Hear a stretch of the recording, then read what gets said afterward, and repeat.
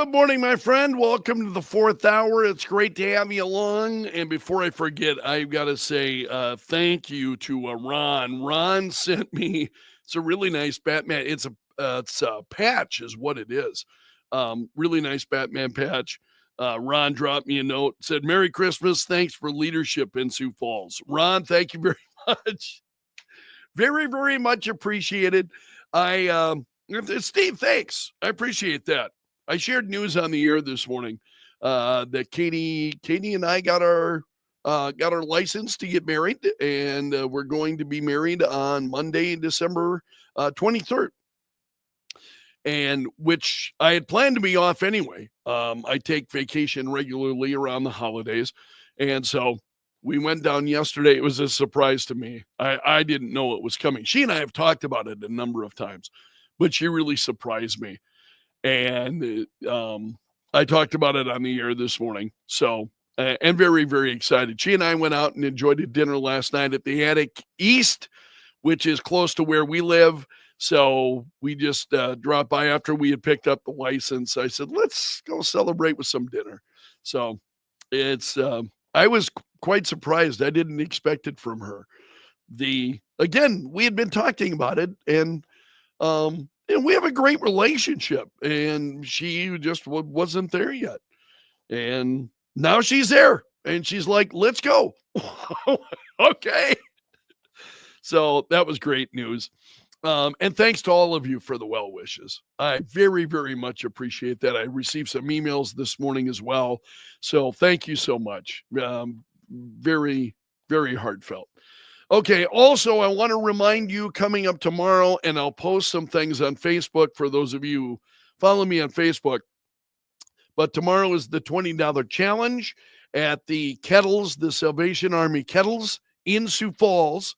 So if you leave a $20 donation, other donors have stepped forward that will add an additional $80 to your donation, bringing it to $100. So for every $20 bill, that donation gets raised to $100. And that's tomorrow at the Salvation Army Kettles in Sioux Falls. So that's coming up tomorrow. And I wanted to make sure that I remind you about that. There's something else I want to, and I'm just curious. And I'm going to drop this question now, and I'll circle back on it near the end of here today. But do any of you use password managers? And there was a very intriguing story. Who had it? Tech Radar had a story about the best password managers, and then they ranked them. NordPass, they said, was the best overall, and then they, you know how these websites function, where they will list them, and then, okay, we're going to rank, here are the top 10, and then here are some of the other ones that are out there, so on. But I wonder if any of you use a password manager. Because the beauty of a password manager is you remember one password, and then the password manager remembers all the rest, so that you're not having to, and helping you come up with, password. Because how many different passwords do you have? And it's dangerous if you're using the same password on a number of sites.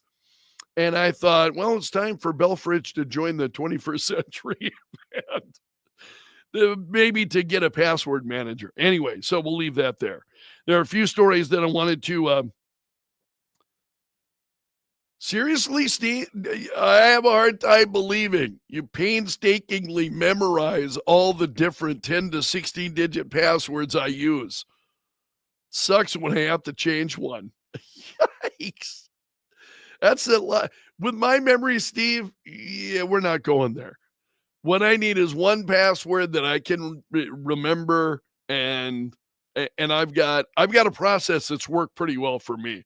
And I change it up a little bit, but it's both numbers, name, capital letter, so on, as well as then you got to use usually like number sign or some other, figure in there.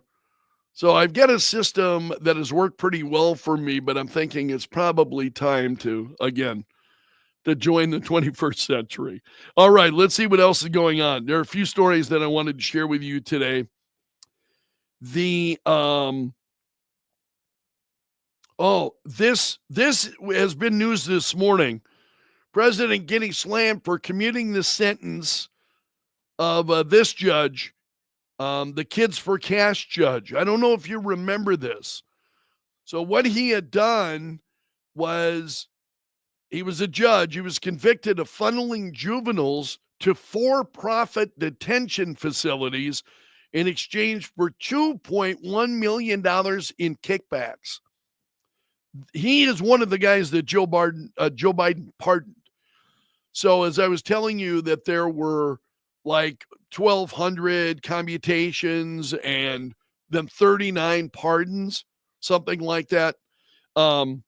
This is one of the pardons. This former county judge, Michael Conahan. So he's the guy who was at the center of the Kids for Cash scandal. I vaguely remember that. So that is one of the pardons going out. I don't know if there's words about any other. One of the mothers here shocked. I'm shocked and I'm hurt. Her son committed suicide after he was locked up as part of the scheme orchestrated by the judge. Yeah. Wow. I kind of expected nothing less coming from Joe Biden, unfortunately. You wish it would be a little bit different. Also this morning, did I actually, there was a Don Lemon story. Don Lemon was upset. Hold on, we're going to start here. Okay.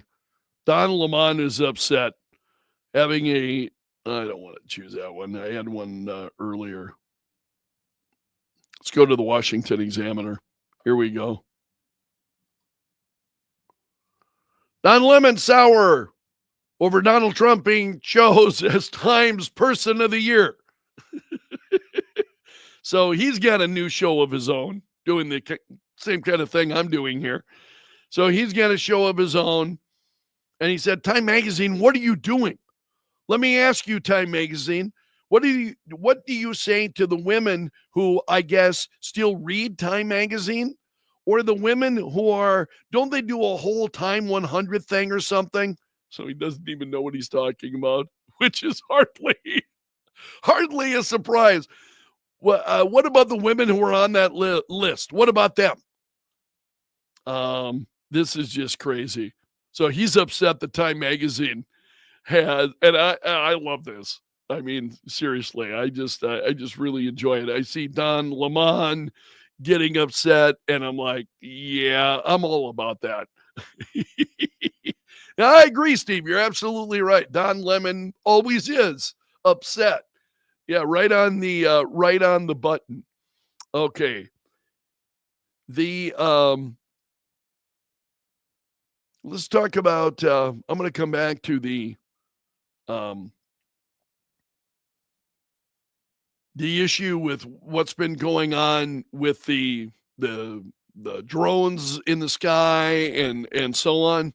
I'm going to come back to that because the New York Post has got a story about a retired Air Force colonel who is responding to that. Let's talk about Daniel Penny for a moment. J.D. Vance has invited Daniel Penny to the Army-Navy football game, which is scheduled for tomorrow.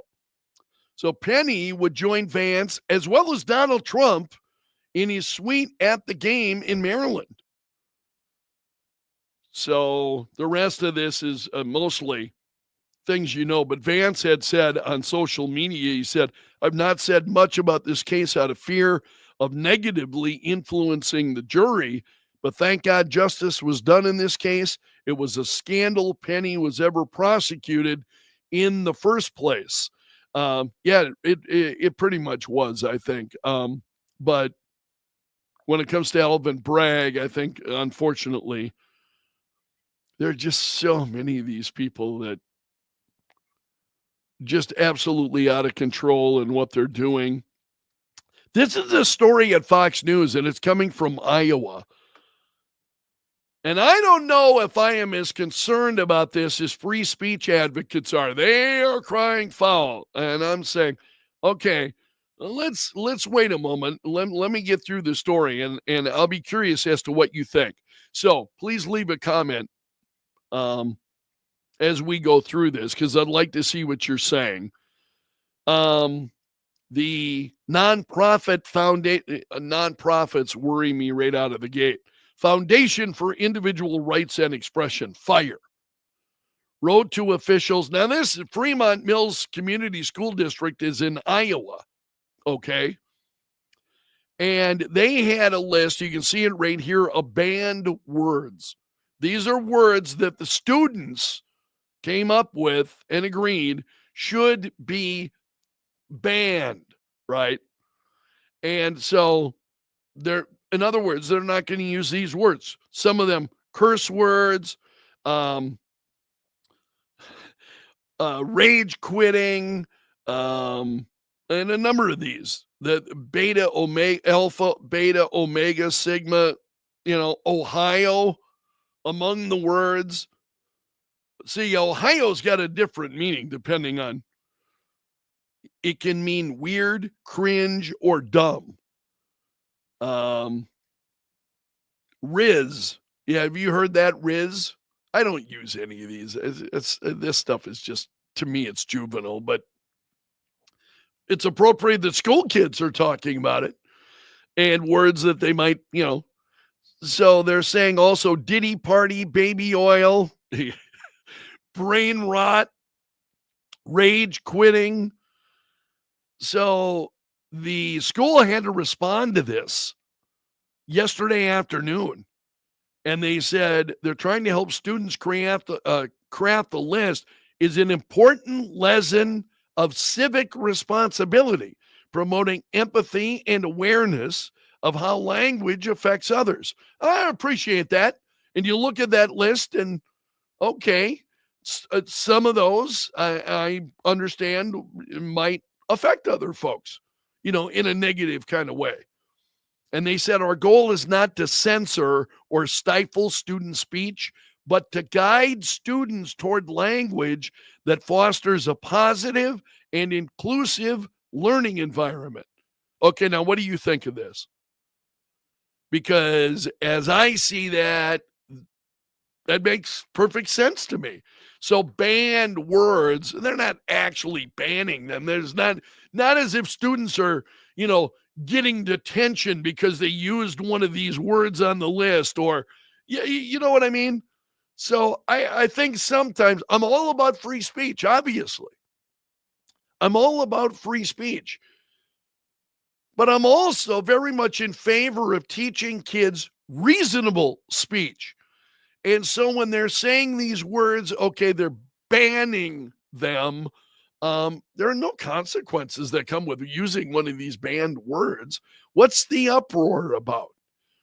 So now Fox News has picked it up, and is that much ado about nothing? Because I kind of think that it is. That strikes me as much ado about nothing. Steve, I totally read you, buddy. He said, I talked to some of the high school kids that work for me, and sometimes I'm baffled as to what they actually said. I know exactly what you mean, because when my youngest daughter, Meredith is her name, we're getting together this afternoon, in fact, Meredith and I. Meredith will use words, and I go, sweetheart, remember who you're talking to. Remember, Dad's an old man. You got to spell these things out for me. I know. I'm not going to keep up with all the hippest terms. But banning, I understand where the kids are coming from. If they're saying, these are certain, they're banned words, and then they post them up. And again, they had posted them up in the classroom earlier this year. Well, I don't know if you've checked the calendar. It's December, you know? Um, is it really that big a deal? I mean, it's not like it's been out there. Some of these news stories, and this is the dilemma that I have on a daily basis, going through the so-called news. So much of it's not news. So much of it is stuff like that. Folks who are worked up and it's like, I get worked up about things. I understand that. But when I get worked up about something, I want to get worked up about something that's important, and not just important to me, but it, but it's truly, versus just getting angry about, all manner of stuff. And I can't imagine being the Fox News reporter who got assigned that story. I'd be like, really? Are you serious? I, I could never function in a news environment, where I'm out there, and I've done it in the past, but I just don't think I could anymore. I'm just like, no, I'm sorry. I'm not going to play the game. I just, once you start doing talk radio, and it's, I think we commit some, and I use that term, forgive me. It's an old habit. Folks in the building used to say commit news, when you actually commit news. And sometimes we do, like we had Senator Mike Rounds on the program yesterday. And so I have a fairly serious interview with him. But going out and covering news in some of these stories, I would be like, really? Do you really think this is the best use of my time? I mean, honestly. And if they were to say yes, I'd say, well, then I don't know if I can work here. I don't know if you value my time. Seriously. Man, I'm just getting a little bit off course here.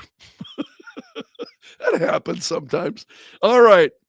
Again, I'm off the air. We have a little bit more fun. So I let my guard down a little bit then, because when I'm on the air, it's I really want to stick to business generally. Okay, let's talk about those drones that we have seen that have been very much in the news this week. A retired Air Force colonel urging the White House to stop poo-pooing. Oh, I hate the New York Post and the way their website runs. Look at this stuff. Ads everywhere. Oh, man. Stop poo-pooing what they say. All right, let's see what he's saying. This is a military analyst and retired colonel who says, start taking the claims seriously. Colonel Cedric Layton told CNN today, the Biden administration needs to stop telling Garden State residents not to believe your own eyes. Lots of speculation about what these things are. We need to know if there are some foreign assets or some other asset that is doing something that they shouldn't be doing. So this is one of those areas where the public's help should really be solicited, as opposed to, saying, you don't believe your own eyes. And that's really the critical issue here. I mean, the government needs to be responsive to the people, not basically poo-pooing what they say. Totally agree with this. So it was John Kirby who blew this off yesterday, and he said federal investigators have been unable to verify any of the 3,000 plus reports of car-sized drones. Can you imagine a car-sized? I wonder about that, and I talked about that a little bit on the air this morning. Steve, I've wondered this. And I agree with you, Sean. I'm going to start with Sean's comment here. The drone story is news. The Biden administration and the state media do not want to tell this story. And I kind of agree with that. What is there to hide? Who's responsible for this? And as I said on the air today, is it the federal government? It very well may be. Steve is saying these drones are ours. Yes, yeah, I agree with you, Steve. They're just a distraction from what else the White House is, you know, has got going on their way out the door. The news will cover this because it's a mystery and ignore real legit questions. Well, see, I think I have a different take on that. It's a legitimate story. And what's going on? And I don't have the story in front of me, but among the stories that I was sharing this morning, there are no answers. So they hold local government, local and state government held a news briefing, and they were there for like an hour, and basically they learned nothing.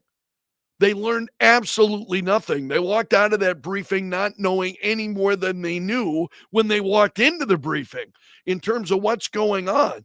And I think there is an obligation there of government officials to be forthcoming. So, and I mean, all it would take, I think, is an explanation as to what's happening or who's responsible or why we're seeing it. And you're going to see this stop. I'm under no illusions that some of the sightings are very likely, helicopters, other things that are just normal, right? Everyday occurrences. But people in that atmosphere are seeing it as, hey, that's a big drone. There's no such thing. It's a helicopter, you know. We may have some of that going on.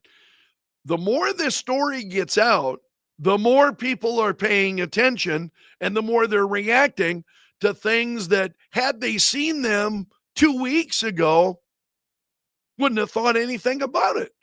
It's another helicopter flying overhead or, whatever. But I do think the government has got a responsibility to be forthcoming with what it is that's going on and to, one of the things government can do is calm people. And I talked about this on the air this morning. In the absence of information, what happens?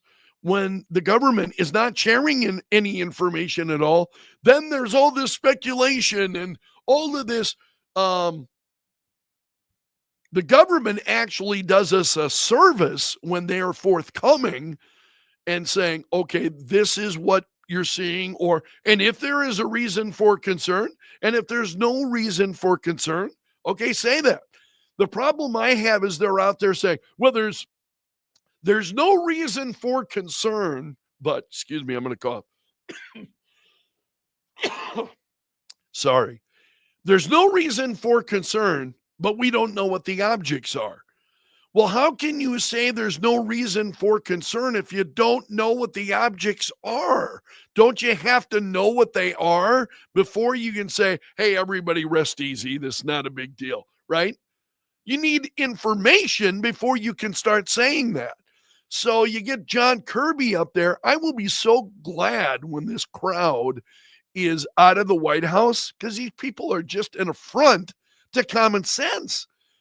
And, out there, this is, and the Pentagon, it was the same thing, saying, oh, well, the Pentagon was reacting, no, this is not Iran that is behind this, and there's no ship off the coast of the, you got Congressman Jeff Andrew out there pretty convinced Iran is a part of it. And these congressmen, men and women, folks in the Senate and Congress, they know stuff you and I don't know. They're hearing from people that you and I don't hear from. And he's out there saying it's Iran who's responsible for a lot of this. I wouldn't doubt it. The Biden presidency has been tested time and time and time again. And they have failed nearly every single time. So it would not surprise me that countries are trying to see, and again, it may be nothing. It may be absolutely nothing. You and I just don't know.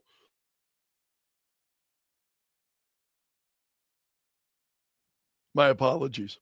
So, and I don't know what you think, but yeah, David's right. This is such a great point from David. I don't know what kind of snake bit you, but don't worry about it. Jim, I think Jim's on the target here too. If the White House says there's nothing to worry about, there's something to worry about. Absolutely right. So that just continues to be a big story. There's a piece of good news here I also wanted to share with you this morning before we wrap up. Dick Vitale, ESPN, Dick Vitale says he is now cancer-free. This is awesome. So he said this yesterday.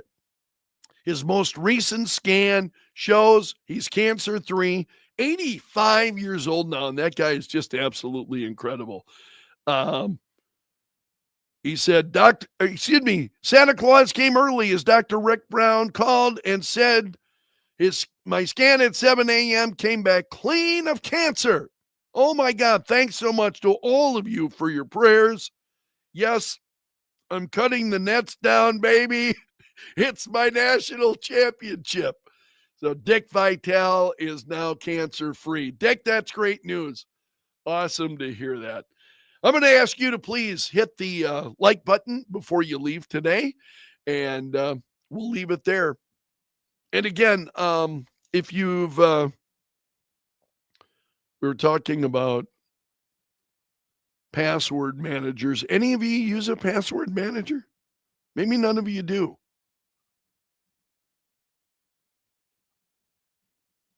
Jonathan made a good point here earlier. Jonathan saying fake news is not new. Oh, I totally agree with you. Yeah. During the Civil War, the Southern the Southern papers had everyone in the South believing that the Confederacy was winning convincingly up to nearly the end of the war. Yeah, absolutely right about that. Great comment, Jonathan. I'm going to leave it there for today, my friends. Thanks so much for letting me join you. Hit that like button before you leave. I will see you again on Monday. And then after that, so I'm in all of next week. The following week, about a week and a half, I will be gone. I will be gone Monday, December 23rd through the end of the year. And I'll come back to work then on Thursday, January 2nd. So I'm not going to make a big deal of it today, but I'll have more reminders for you next week. But just keep in mind that I'll be on the air next week. The following week, I will be gone until January 2nd. So you take care. Have a great weekend. So long until Monday, my friend, and may God bless.